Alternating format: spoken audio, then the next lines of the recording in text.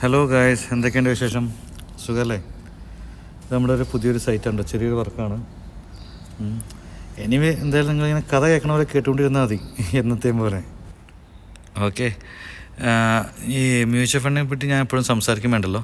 ഏത് mutual fund select ചെയ്യണം ചെയ്യണ്ട എന്നൊക്കെ ഞാൻ നിങ്ങളോട് എന്താ പറയത്തെന്നറിയോ? അങ്ങനെ ആയാലും ചിന്തിച്ചിട്ടുണ്ടോ? ഞാൻ എൻ്റെ SIP ചെയ്യുന്ന ഫണ്ടിൽ തന്നെ നിങ്ങളോട് ആ സെയിം ഫണ്ട് എടുക്കരുതെന്ന് പറയാനുള്ള കാരണം എന്താണെന്നറിയോ? അതിൻ്റെ മെയിൻ റീസൺ അത് സ്മോൾ ക്യാപ്പ് ആയതുകൊണ്ടാണ്. സ്മോൾ ക്യാപ്പ് എന്ന് പറഞ്ഞാൽ ഹൈ റിസ്ക് ആണ്. അത്രയും റിസ്കിൻ്റെ അത്രയും റിട്ടേൺസ് കിട്ടിക്കൊള്ളുന്നില്ല. ചുമ്മാ എഴുതുമ്പോൾ ഹൈ റിസ്ക് ഹൈ റിട്ടേൺസ് എഴുതുമെന്ന് മാത്രം. മനസ്സിലായില്ലേ? ഞാൻ കഴിഞ്ഞ 3-4 വീഡിയോസിലായിട്ട് പറയാറുണ്ട്, ഈ യൂട്യൂബിലുള്ള ആൾക്കാരെ വാക്ക് കേട്ടിട്ട് നമ്മൾ ഓരോ സ്റ്റോക്ക് എടുക്കരുത്. പിന്നെ അവരുടെ വാട്സപ്പ് ഗ്രൂപ്പിലും ടെലിഗ്രാം ഗ്രൂപ്പിലൊന്നും പോയി അറ്റൻഡ് ചെയ്യാൻ ഞാൻ പറഞ്ഞായിരുന്നു. അത് പറഞ്ഞത് കാരണം ഫുള്ള് പൊളിച്ച തെറിയായിട്ട് കുറച്ച് ദിവസം മുമ്പ്, രണ്ട് ദിവസം മുമ്പ് ഫുള്ള് ഗ്രൂപ്പ് എൻ്റെ നിങ്ങൾക്കറിയാലോ, ആകെ 650 സബ്സ്ക്രൈബേഴ്സേ ഉള്ളൂ. അപ്പോൾ ആരെങ്കിലും ഒരു കമൻറ്റ് ഞാൻ പെട്ടെന്ന് നോക്കും. ഞാൻ നോക്കി കഴിഞ്ഞപ്പോൾ ചറ കമൻറ്റ് വരുന്നുണ്ട്, ഒരുപാട് ഫേക്ക് ഐഡിയെന്ന്. എനിക്ക് ആദ്യം കാര്യം മനസ്സിലായില്ല. പിന്നെ ഒരു കമൻറ്റ് വന്നപ്പോഴാണ് ഞാൻ മനസ്സിലാക്കിയത്. ഞാൻ ഒരു സൂത്രം കാണിച്ചിട്ട് കേട്ടോ. ഗോൺസ സെറ്റിന് എന്ന് പറഞ്ഞ ആൾട്ടാണ് കമൻറ്റാണ്. ഈ മൂല്യമായ വിവരങ്ങൾ പങ്കിട്ടതിന് നന്ദി. എനിക്ക് ചെറിയ ചോദ്യമുണ്ട്. എനിക്ക് USDT ഉള്ള സെഫ്പാർ വാലറ്റ് ഉണ്ട് എന്ന് പറഞ്ഞ പുള്ളി ഇങ്ങനെ ചോദ്യം ചോദിച്ചേക്കാണ്. Alarm fetter church bridge excise step speak race clerk coach character letter അവയെ ബിനാൻസിലേക്ക് മാറ്റുന്നതിനെ കുറിച്ചൊന്ന് വിശദീകരിക്കാമോ? ഇതെന്താ സാധനം എന്ന് എനിക്ക് മനസ്സിലായില്ല, അത് വേറെ വിഷയം. ഇത് എന്നോട് ചോദിക്കാൻ കാരണം ഞാൻ ഈ മറ്റുള്ള അവരുടെ ഗ്രൂപ്പിൽ നിന്ന് പോയി തല വയ്ക്കരുതെന്ന് പറഞ്ഞല്ലോ. അപ്പോൾ എനിക്കിത് അറിയില്ല എന്ന് പറഞ്ഞിട്ട് വേണം പുള്ളിക്ക് എന്നാൽ പിന്നെ ഞങ്ങൾ പോകുന്നതിൽ തനിക്കെന്താ കുഴപ്പം എന്ന് ചോദിക്കാൻ വേണ്ടിയിട്ടാണ് പുള്ളി ഇത് ചോദിച്ചേക്കുന്നത്. അപ്പോൾ ഇത് അവരാണ് എന്നെ തെറി വിളിച്ചെന്ന് പറയാൻ കാരണം ഈ മെസ്സേജാണ്.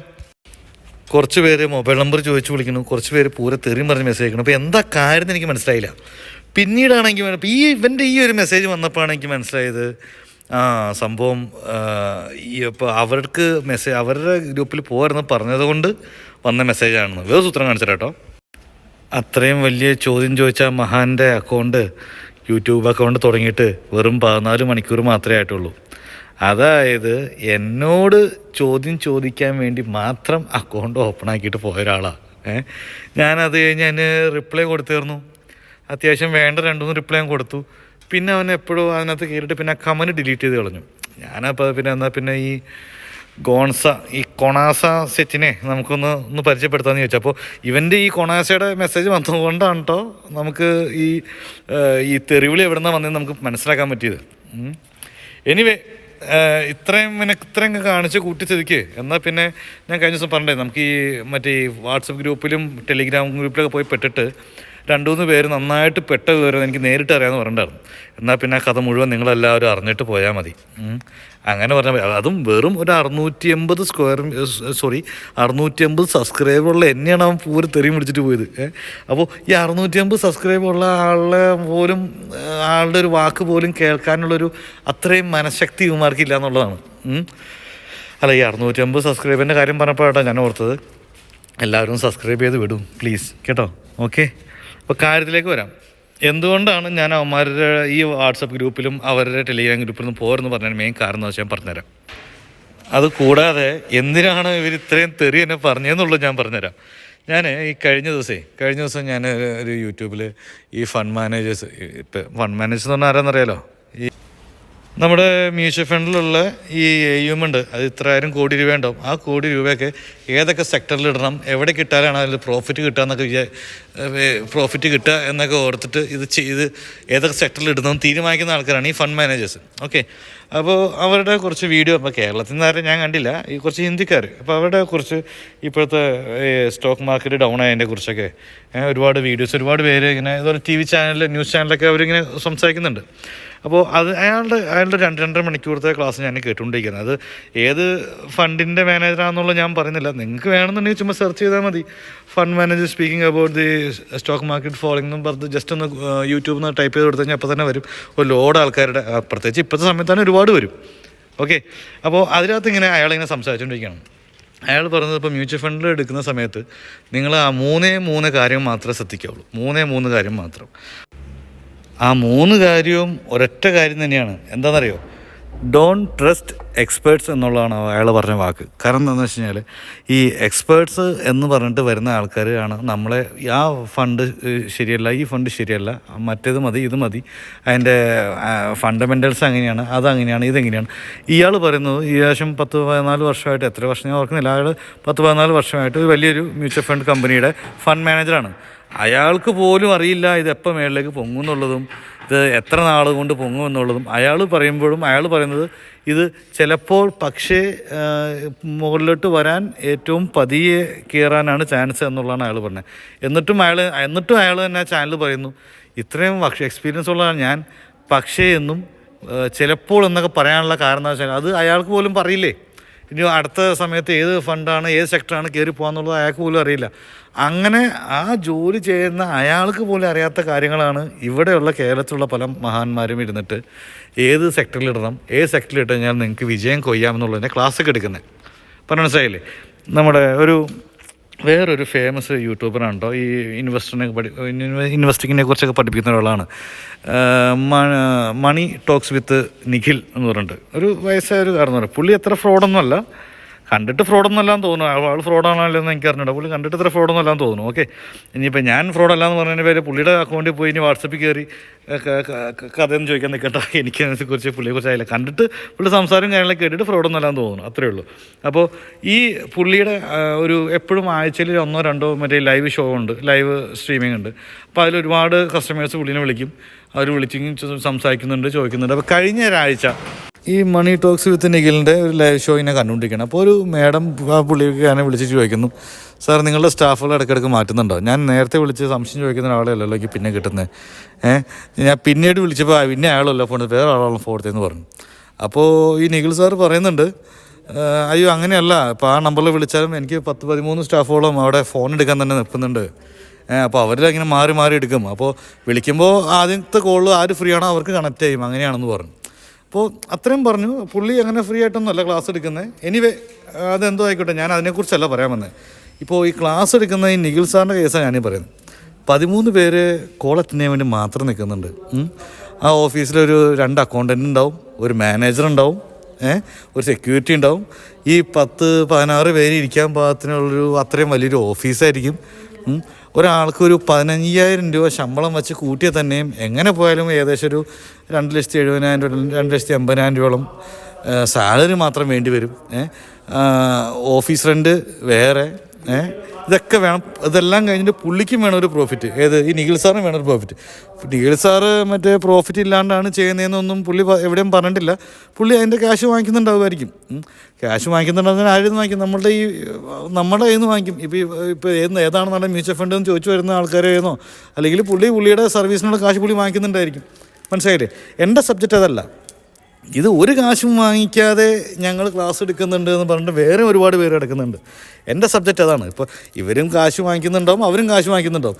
ഒരു കാശും വാങ്ങിക്കുന്നില്ല എന്ന് പറഞ്ഞ് ക്ലാസ് എടുക്കുന്നവരുടെ അവസ്ഥ എന്തായിരിക്കും എന്നറിയോ? അത് മിക്കപ്പോഴും ഈ പൊട്ടിപ്പൊളിഞ്ഞ് പോറായ ഏതെങ്കിലും സ്റ്റോക്കിൽ നമ്മളെ കൊണ്ട് ചാടിക്കും. ആ സ്റ്റോക്കാരുടെ കയ്യിൽ നിന്ന് കമ്മീഷൻ വാങ്ങിക്കുന്ന പരിപാടിയായിരിക്കും. ചിലപ്പോൾ നമ്മുടെ കയ്യിൽ നിന്ന് ഈ പറഞ്ഞ പോലെ ഈ നിഖിൽ സാർ വാങ്ങിക്കുന്ന പോലെ വല്ല ട്യൂഷൻ ഫീയോ അല്ലെങ്കിൽ സർവീസ് ചാർജോ ഒന്നും വാങ്ങിക്കുന്നുണ്ടാവില്ലായിരിക്കും. അവർ പറയുന്ന സ്റ്റോക്കിങ് കൊണ്ടുവന്നിട്ട് നമ്മളെ കൊണ്ട് ചാടിയും. ഈ പറഞ്ഞ സ്റ്റോക്ക് എടുത്താൽ മതി എന്ന് പറഞ്ഞിട്ട് അവരെ കൊണ്ട് സ്റ്റോക്ക് കൊണ്ട് ഇടിപ്പിക്കും. ആ സ്റ്റോക്ക് എടുക്കുമ്പോൾ ചിലപ്പോൾ ഏതെങ്കിലും സ്റ്റോക്കിൽ നിന്ന് ചിലപ്പോൾ 5%, 10% കമ്മീഷൻ ഉണ്ടാവും. 1 കോടി ഇട്ട് കഴിഞ്ഞാൽ 10 ലക്ഷം രൂപയോളം ചിലപ്പോൾ ഇവർക്ക് കിട്ടുമായിരിക്കും. കാരണം ആ പൊളിയാൻ പോകുന്ന സ്റ്റോക്കാണ്. അതിനകത്ത് ഇപ്പോൾ വേറൊന്നും ചെയ്യാനില്ല. അപ്പോൾ ഈ മ്യൂച്വൽ ഫണ്ടിൽ ഇൻവെസ്റ്റ് ചെയ്യുക എന്ന് പറഞ്ഞു കഴിഞ്ഞാൽ ഈ അങ്ങോട്ട് ലോങ് ടൈം ഇൻവെസ്റ്റ്മെൻ്റ് ആണല്ലോ. ഇതിപ്പോൾ കുറച്ച് നാളത്തേക്ക് ഡൗൺ കാണും, കുറച്ച് നാളത്തേക്ക് അപ്പ് കാണും എന്നൊക്കെ പറഞ്ഞ് നിൽക്കും. പക്ഷേ ഇത് ലോങ് ടൈമൊക്കെ എത്തി വരുമ്പോഴേക്കും ഇവനീ കാശും വാങ്ങിയിട്ട് മുങ്ങിയിട്ടുണ്ടാവും. അപ്പോൾ അതുകൊണ്ടാണ് ഞാൻ പറഞ്ഞത് ഈ നിഖിൽ സാർ തന്നെ ഇടയ്ക്കിടയ്ക്ക് മിക്കപ്പോഴും ഉള്ള ചർച്ചയിലൊക്കെ പുള്ളി പറയാറുണ്ട്, നിങ്ങളെ കൊണ്ട് സ്വയം തിരഞ്ഞെടുക്കാൻ പറ്റുമെന്നുണ്ടെങ്കിൽ നിങ്ങൾ സ്വയം തിരഞ്ഞെടുക്കാമെന്ന്. അത് പുള്ളി ഇട്ട് തരുന്നൊരു ഏണിയും കൂടിയാണ്. പുള്ളി ചെറുതായിട്ട് തീറ്റിട്ട് ഒരു ഇട്ട് തന്നെയാണ്. അതിൽ കയറി കൊത്തി ചെന്ന് കഴിഞ്ഞാൽ പെട്ടു. അങ്ങനെ ആരെങ്കിലും കൊത്തുന്നുണ്ടോ ഇല്ലെന്നുള്ള പുള്ളി നോക്കും. അത് വേറെ വിഷയം. അത് പുള്ളിയുടെ ഒരു ബിസിനസ് ട്രിക്കായിരിക്കും. ഒരു ഫണ്ടും ഇല്ല, ഒരു കമ്മീഷനും ഇല്ല എന്ന് പറഞ്ഞിട്ട് ഇതുപോലെ നടത്തുന്ന വേറെയും ഒരുപാട് യൂട്യൂബേഴ്സ് ഉണ്ട്. അപ്പോൾ ഞാൻ അതാണ് ആലോചിക്കുന്നത്. അപ്പോൾ ഒരു കമ്മീഷനും വേണ്ട, അവർക്ക് ഫീസും വേണ്ട, ഒന്നും വേണ്ട, ഫ്രീ ആയിട്ട് ക്ലാസ് എടുത്തോണം. എന്നാൽ പിന്നെ വാട്സപ്പിൽ നടത്തണമെന്നാണ്, യൂട്യൂബിൽ തന്നെ നടത്തിയാൽ പോരെ. അതിനാണ് ഞാൻ ആ തെറി കേട്ടത് മുഴുവൻ, മനസ്സിലായോ? അപ്പോൾ ഇപ്പോൾ നേരത്തെ ഒരു മെനക്കെട്ട ഒരു കൊണാസ ആ ഗോണസ വന്നൊരു ക്വസ്റ്റ്യൻ ചോദിച്ചില്ലേ, അത് ബാങ്ക് മാനേജറിന് ഒരു ബാങ്ക് മാനേജറിനോട് ചോദിച്ചാലും ആ ഉത്തരം പറഞ്ഞെങ്കിൽ അയാൾക്ക് 2 പേരോട് വേറെ ചോദിക്കേണ്ടി വരും. ഒരു ക്വസ്റ്റ്യൻ അവൻ ചോദിച്ചത്, അതിൻ്റെ ഉത്തരം ഞാൻ ഒരിക്കലും പറയില്ലെന്ന് അവനിക്കറിയാം, പറയാനും പാടില്ല. അങ്ങനത്തെ ഒരു ക്വസ്റ്റ്യനാണ് അവൻ ചോദിച്ചതും. എന്താണെന്ന് ഞാൻ ഈ നേരത്തെ ഇട്ട് അവരെക്കുറിച്ച് മോശമായിട്ട് പറഞ്ഞതിനൊക്കെ ഞാൻ പിൻവലിക്കണം എന്ന് പറയാൻ വേണ്ടിയിട്ടായിരിക്കും. പക്ഷേ ഞാനൊന്നുമില്ല, ഞാൻ തിരിച്ച് നല്ല ഡോസാണ് കൊടുത്തത്. പിന്നെ ആ ഡോസ് കേട്ടിട്ട് പോയിട്ട് പിന്നെ പുള്ളി അതിന് റിപ്ലൈ തന്നില്ല, പുള്ളി ആ കമൻറ്റ് ഡിലീറ്റ് ചെയ്ത് പോകുമായിരുന്നു. ഓക്കെ, എനിക്ക് അറിയാവുന്ന ഏറ്റവും നല്ല 2 ഉദാഹരണം എന്താണെന്ന് വെച്ച് കഴിഞ്ഞാൽ, ഞാൻ ഈ ആലുവയിൽ നിന്ന് അങ്കമാലിക്ക് പോകുന്ന വഴിക്ക് അത്താണി എന്ന് പറഞ്ഞ സ്ഥലമുണ്ട്. ഓക്കെ, അവിടെ 2 വൃദ്ധ ദമ്പതിമാർ കേട്ടോ, ഒരു വയസ്സായ ഒരു പുള്ളിയും അയാളുടെ വൈഫും. അവർ അയർലൻഡിലായിരുന്നു. ഞാനൊക്കെ അയർലൻഡിൽ നിന്ന് കേൾക്കാൻ വേണ്ടിയിട്ട് 5-8 വർഷമായുള്ളൂ. പുള്ളി 10-25 വർഷമായിട്ട് അയർലൻഡിലായിരുന്നു. പുള്ളി അവിടെ പിള്ളേരും കാര്യങ്ങളൊക്കെ ആയിട്ട്, പിള്ളേർ അവിടെയല്ല, പിള്ളേർ പുറത്തെവിടെയാണ്. ഇതെൻ്റെ ഫ്രണ്ടിൻ്റെ നൈബറാണ് ഈ പുള്ളി. ഓക്കെ, പുള്ളി അവിടെ നിന്ന് അയർലൻഡിൽ നിന്ന് പുള്ളി റിട്ടയർമെൻറ്റ് ലൈഫിന് പുള്ളി നാട്ടിൽ തിരിച്ചു വന്നു. പുള്ളി ഈ പറഞ്ഞ പോലെ നാട്ടിൽ ഏകദേശം ഒരു 4-5 കോടി രൂപ ഉണ്ടെന്ന് തോന്നുന്നു. മൊത്തം ഇയാളുടെ കയ്യിൽ എത്രയെന്ന് എനിക്കറിയില്ല. ഇയാൾ എന്തെന്ന് വെച്ച് കഴിഞ്ഞാൽ ഇതുപോലെ യൂട്യൂബിൽ കുറച്ച് വീഡിയോസൊക്കെ കണ്ടു. അപ്പോൾ ഇതിനകത്ത് ഇതുപോലെ ഈ പറഞ്ഞ പോലെ തന്നെ ഒരു ഫ്രീ ക്ലാസ്സിൻ്റെ ഒരു ഇത് കണ്ടു. ഫ്രീ ആയിട്ട് ക്ലാസ് എടുക്കുന്നതാണ്. നിങ്ങൾക്ക് എവിടെ ഇൻവെസ്റ്റ് ചെയ്യണം, നിങ്ങൾക്ക് ഏതിൽ ഇൻവെസ്റ്റ് ചെയ്യണം, നിങ്ങളുടെ ഫണ്ട് അനുസരിച്ച് നിങ്ങൾക്ക് നല്ലൊരു ഇത് തരാം എന്നുള്ളതൊക്കെ പറഞ്ഞിട്ട് ഒരുപാട് ക്ലാസ്സുകളൊക്കെ കൊടുത്തു. അപ്പോൾ ഈ ക്ലാസ്സുകളൊക്കെ പുള്ളി യൂട്യൂബിൽ കണ്ടു.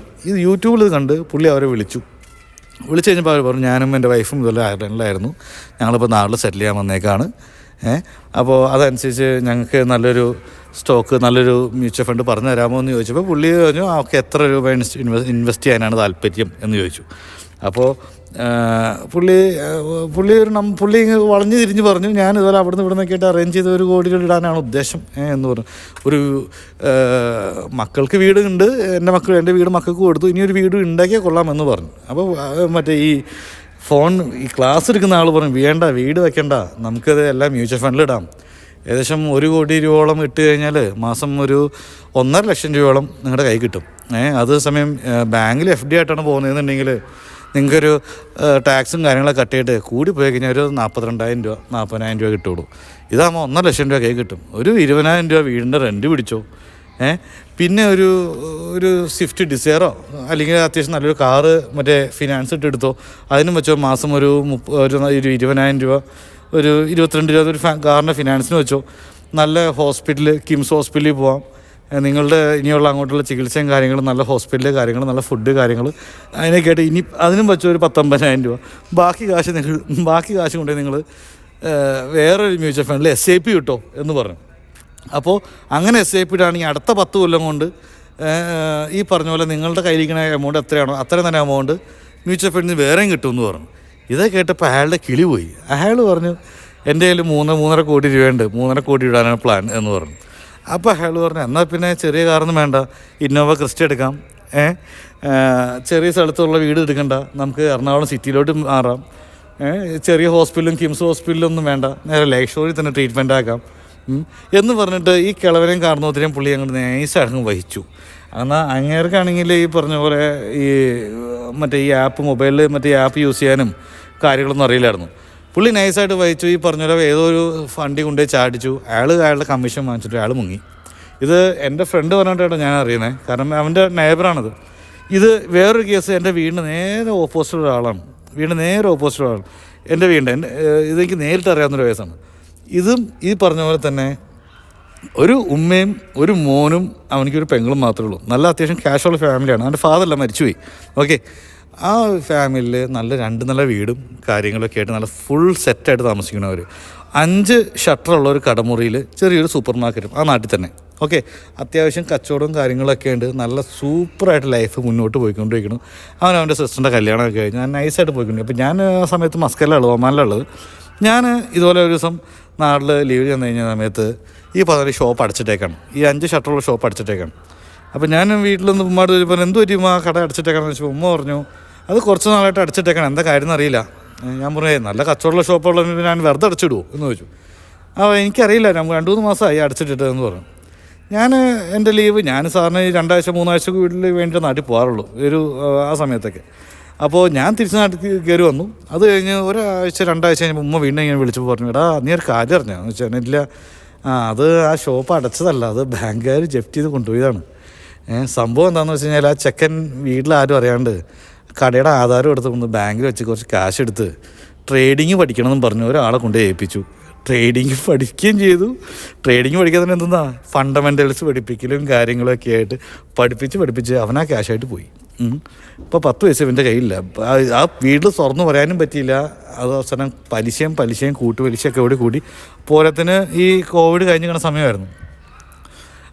കൂട്ടുപലിശയൊക്കെ കൂടി ഈ സംഗതി കട അവരെ കയ്യിൽ നിന്ന് പോയി. അതാണ് സംഭവം. ഞാൻ എന്നിട്ടിപ്പോൾ ചെക്കൻ എന്തെന്ന് ചോദിച്ചു. അവനേതോ ഖത്തറിലെ അറബിയുടെ വീട്ടിലിട്ട് വണ്ടി ഓടിക്കാൻ നിൽക്കുന്നുണ്ട് ഡ്രൈവറായിട്ട്. ഖത്തറിലെ അറബിയുടെ ഡ്രൈവറായിട്ട് ഇവിടെ കയറിയിട്ടുണ്ട് എന്ന് പറഞ്ഞു. അപ്പോൾ ട്രേഡിങ് പഠിക്കാനുള്ള കേസ്. ഇതിനു മുമ്പും ഞാൻ ഈ തെറി കേട്ടതെന്ന് പറഞ്ഞാൽ ഇത് എൻ്റെ ഫസ്റ്റ് ടൈമല്ല. ഈ യൂട്യൂബിൽ തെറി കേൾക്കുന്നത് എൻ്റെ ഫസ്റ്റ് ടൈമല്ല, ഇതെൻ്റെ സെക്കൻഡ് ടൈമാണ്.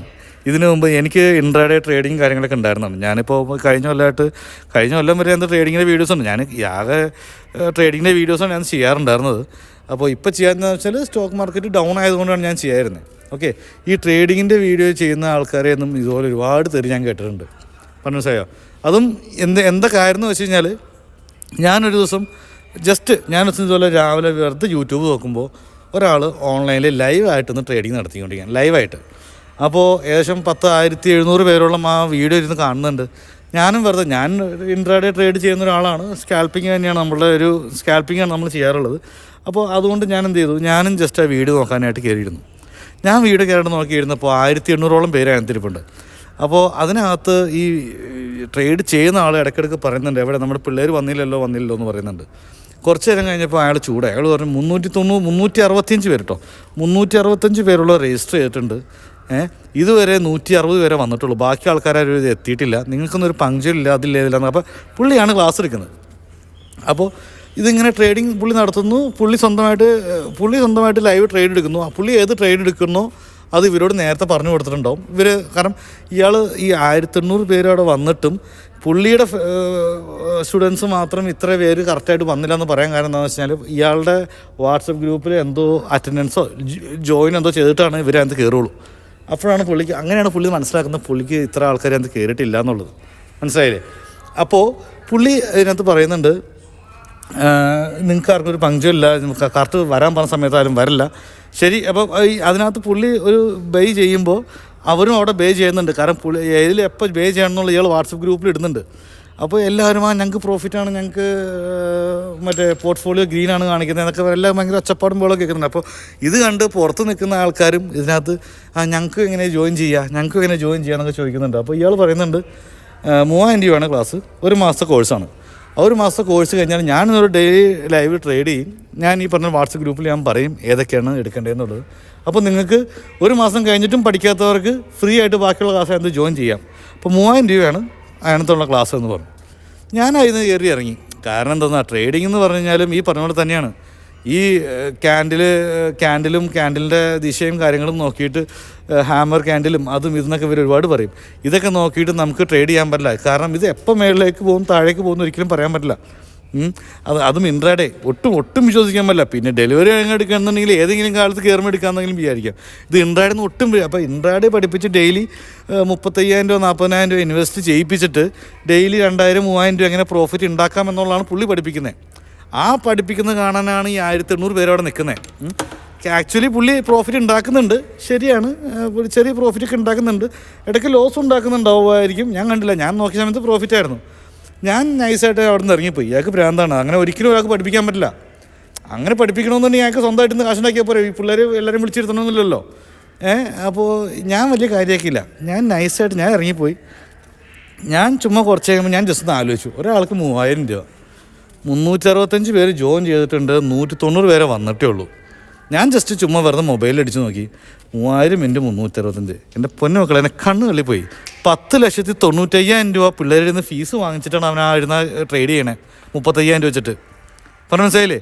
10,95,000 രൂപ അവനെ പിള്ളേരിൽ നിന്ന് ഫീസായിട്ട് വാങ്ങിച്ചിട്ടുണ്ട്. 1 മാസത്തെ ട്യൂഷൻ ഫീ. 1 മാസം കഴിഞ്ഞ് കഴിഞ്ഞാൽ നിങ്ങൾ പഠിച്ചില്ലെങ്കിൽ ബാക്കി ആ ക്ലാസ്സിൽ നിങ്ങൾക്ക് ഫ്രീ ആയിട്ട് ജോയിൻ ചെയ്യാം, കുഴപ്പമില്ല. ആകെ കൊടുക്കേണ്ട 3,000 രൂപയേ ഉള്ളൂ. ഈ ട്രേഡിങ് എന്താണെന്നും അതിൻ്റെ ഫണ്ടമെൻ്റൽസ് എന്താണെന്നും അതെങ്ങനെ എടുക്കണം, ക്യാൻഡിൽ എങ്ങനെ ഇത് ചെയ്യണം, VWAP എങ്ങനെയാണ്, മറ്റതെങ്ങനെയാണ് ചുമ്മാ പഠിപ്പിച്ചു കൊടുക്കും, അത്ര തന്നെ. പുള്ളി 35,000 രൂപ പുള്ളിയുടെ കയ്യിൽ നിന്ന് പുള്ളിയുടെ അക്കൗണ്ടിൽ ഇട്ടിട്ട് പുള്ളിയുടെ ഡിമാറ്റ് അക്കൗണ്ടിൽ ഇട്ടിട്ട് പുള്ളി അതിൽ ട്രേഡ് ചെയ്ത് കാണിച്ചു തരും. ബാക്കി അക്കൗണ്ടിലിട്ട് ചെയ്യാനുള്ള കാശ് നമ്മൾ നമ്മുടെ കയ്യിൽ നിന്ന് തന്നെ എടുത്തോണം.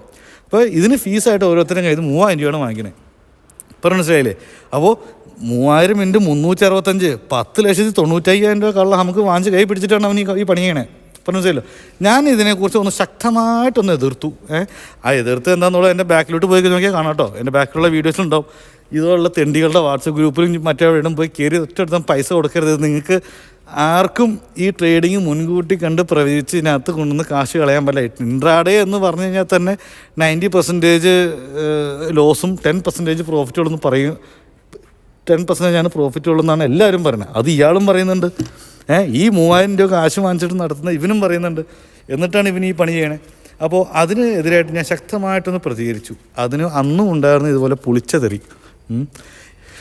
അപ്പോൾ തെറി നമുക്കത് പുത്തിരിയല്ല. നമ്മളപ്പോൾ ഇനിയും കേൾക്കാനും നമ്മൾ ഇനിയും ഇതുപോലെ എന്തെങ്കിലും കണ്ടാൽ നമ്മൾ ഇനിയും പറയും. അത് വേറെ വിഷയം. എനിവേ, അപ്പോൾ അതാണ് ഞാൻ നിങ്ങളോട് പറയാനുള്ളത്. ഇപ്പോൾ മ്യൂച്വൽ ഫണ്ടിലേക്ക് ഞാൻ ഇപ്പോൾ ട്രേഡ് ചെയ്യാത്തതിൻ്റെ കാരണം എന്താണെന്ന് വെച്ച് കഴിഞ്ഞാൽ മറ്റേ മാർക്കറ്റൊക്കെ ഡൗൺ ആണ്. ഈ സമയത്ത് ഇതിനകത്തൊരു വോൾട്ടേൽ ഇതിനകത്ത് മേളിലേക്കും താഴേക്ക് ഇറങ്ങി നിന്നുമ്പോഴാണ് നമുക്ക് ട്രേഡ് ചെയ്യാനൊരു ഇതുണ്ടാവുള്ളൂ. മനസ്സിലായില്ലേ? അത് ബേ മാത്രമല്ല സെല്ല് കൊടുക്കാം ഇൻട്രാഡേ ആയതുകൊണ്ട്. അപ്പോൾ ഞാനിപ്പോൾ ചെയ്യാമെന്ന് വെച്ചാൽ ഇപ്പോഴത്തെ മാർക്കറ്റ് കണ്ടീഷൻ അതുകൊണ്ടാണ്. ഇപ്പോൾ ഞാനത് മ്യൂച്വൽ ഫണ്ടിനെ കുറിച്ച് പറയാനുള്ള കാര്യം എന്താണെന്ന് വെച്ച് കഴിഞ്ഞാൽ ഞാനിപ്പോൾ അത് ഇൻവെസ്റ്റ് ചെയ്യാൻ ഞാനിപ്പോൾ ഇത്ര നാളായിട്ട് ഇൻവെസ്റ്റ് ചെയ്യാതെ ഞാൻ ഇപ്പോൾ ഇൻവെസ്റ്റ് ചെയ്യാനുള്ള കാരണം എന്ന് വെച്ചാൽ എന്താ, ഇപ്പം മാർക്കറ്റ് ഡൗൺ ആണ്. ഈ ഡൗൺ ആയ സമയത്താണ് നമുക്ക് ഇതിനകത്ത് ഇൻവെസ്റ്റ് ചെയ്യാൻ പറ്റുള്ളൂ. ഇത് കയറി തുടങ്ങി കഴിഞ്ഞ് കഴിഞ്ഞാൽ ആ സമയത്ത് ഇൻവെസ്റ്റ് ചെയ്തിട്ട് കാര്യമില്ല. കാരണം കയറി തുടങ്ങുമ്പോൾ നമ്മുടെ കയ്യിൽ യൂണിറ്റ്സ് വേണം. ഇതിനകത്തിപ്പോൾ ബസാർ എന്താ ചിന്തിക്കുക, ബസാറിൽ നമ്മളൊരിക്കലും മാർക്കറ്റിൽ നമ്മൾ എന്ത് വിലക്ക് എടുത്തു എന്നുള്ളതിലൊരു കാര്യമില്ല. മാർക്കറ്റിൽ നമ്മൾ ഇറങ്ങുന്ന സമയത്ത് ആ സമയത്ത് യൂണിറ്റ് വാല്യൂ NAV എന്ത് വിലയുണ്ടെന്നുള്ളതാണ് കാര്യം. മനസ്സിലാവുണ്ടോ? അപ്പോൾ ആ സമയത്ത് ഇത് മുകളിൽ കയറുന്ന സമയത്ത് എടുക്കാൻ നിൽക്കാന്ന് പറഞ്ഞാൽ ഇത്രയും വലിയൊരു അബദ്ധം വേറെ ഇല്ല എന്നുള്ളതാണ്. അതുകൊണ്ടാണ് ഞാൻ പറയുന്നത് ഇപ്പോൾ മ്യൂച്വൽ ഫണ്ടിൽ ഇൻവെസ്റ്റ് ചെയ്യാൻ പറ്റിയ സമയമാണ്. നിങ്ങൾ 5,000 എന്ന് പറഞ്ഞാൽ ജസ്റ്റ് 1,000 രൂപ വെച്ച് മാസം ഇടുന്ന രീതിയിൽ ഇൻവെസ്റ്റ് ചെയ്ത് തുടങ്ങും. ഒരിക്കൽ ഇൻവെസ്റ്റ് ചെയ്ത് തുടങ്ങിയാൽ പിന്നെ നല്ല രസമാണ്. പിന്നെ അതിനകത്ത് പിന്നെ ഈ പറഞ്ഞ പോലെ നിങ്ങൾ തനിയെ ഇൻവെസ്റ്റ് ചെയ്യും. അത് ഞാൻ പറഞ്ഞ ഫണ്ടിലൊന്നും ഇൻവെസ്റ്റ് ചെയ്യേണ്ട. നിങ്ങൾക്ക് നിങ്ങളുടെ ഡിമാറ്റ് അക്കൗണ്ട് ഓപ്പൺ ആക്കി നിങ്ങൾക്ക് ഇഷ്ടമുള്ളിടത്ത് ഇൻവെസ്റ്റ് ചെയ്യാം. സ്മോൾ ക്യാപ്പിലോ മിഡ് ക്യാപ്പിലോ ലാർജ് ക്യാപ്പിലോ മറ്റേ റിസ്ക് ഒന്നും വേണമെന്നുണ്ടെങ്കിൽ ലാർജ് ക്യാപ്പിൽ ഇൻവെസ്റ്റ് ചെയ്തോ, അല്ലെങ്കിൽ ഡെപ്റ്റിൽ ഇൻവെസ്റ്റ് ചെയ്തോ. നിങ്ങളുടെ കാശ് പോകില്ല, ഉറപ്പായിട്ടുള്ള കാര്യമാണ്. മനസ്സിലായില്ലേ? അപ്പോൾ ഞാൻ പറഞ്ഞു നിങ്ങൾ ഇൻവെസ്റ്റ് ചെയ്ത് തുടങ്ങിയോ. നിങ്ങൾക്ക് ഒരു സേവിംഗ് ആയിട്ട് മനസ്സിൽ കണക്കൂട്ടിയാൽ മതി. ഒരു സേവിംഗ് ആയിട്ട് മനസ്സിൽ കണക്കൂട്ടിയാൽ മതി. മനസ്സിലായില്ലേ? അപ്പോൾ ഇത് ചെയ്യാനായിട്ട് നിങ്ങൾക്കിത് ഡയറക്റ്റ് നിങ്ങൾക്ക് നിങ്ങളുടെ മൊബൈലിൽ ചെയ്യാവുന്നുള്ളൂ. വല്ലവൻ്റെയും ക്ലാസ് ഒന്നും എടുക്കണ്ട എന്നുള്ളതാണ് ഞാൻ ഇത്ര നേരം പറഞ്ഞതിൻ്റെ കാര്യം. മനസ്സിലായോ? അപ്പോൾ ഒന്ന് സബ്സ്ക്രൈബ് ചെയ്ത് വിടൂ, ലൈക്ക് ചെയ്യൂ. Okay, thank you all.